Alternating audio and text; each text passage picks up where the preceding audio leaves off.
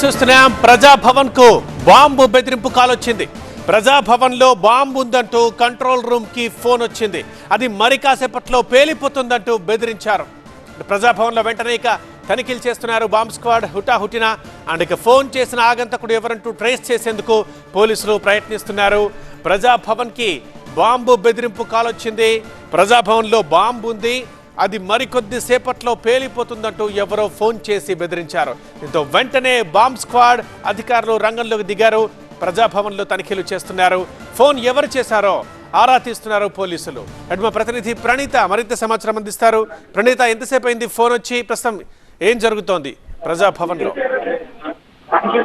ఆగంతకులు ప్రజాభవన్ కి బాంబు బెదిరింపు కాల్ చేశారు. మరి కాసేపట్లో పేలిపోతుందంటూ పోలీసు కంట్రోల్ రూమ్ కి ఒక ఆగంతకుడు కాల్ చేశారు. అయితే ఎక్కడి నుండి కాల్ వచ్చినట్టు దానిపైన పోలీసులు వెరిఫై చేస్తున్నారు. అయితే ఇటీవల దేశవ్యాప్తంగా చాలా చోట్ల పలు స్కూల్స్ కి కావచ్చు, పలు టెంపుల్స్ కి కావచ్చు, ఈ తరహా బెదిరింపు కాల్స్ వచ్చినటువంటి విషయం తెలిసిందే.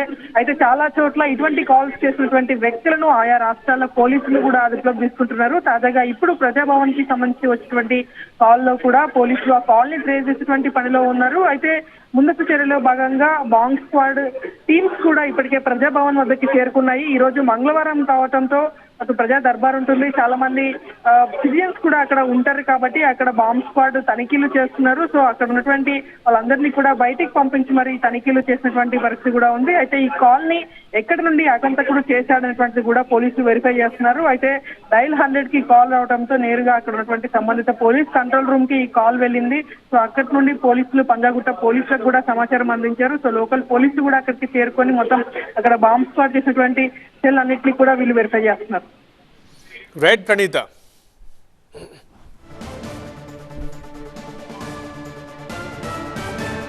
అది ప్రజాభవన్ కి బాంబు బెదిరింపు కాల్ వచ్చింది. ప్రజాభవన్ లో బాంబు ఉంది, అది మరికొద్ది సేపట్లో పేలుతుందని ఎవరో ఆగంతకులు సమాచారం ఇచ్చారు.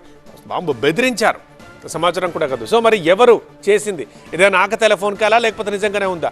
సో ముందైతే ఎంక్వైరీ చేస్తున్నారు.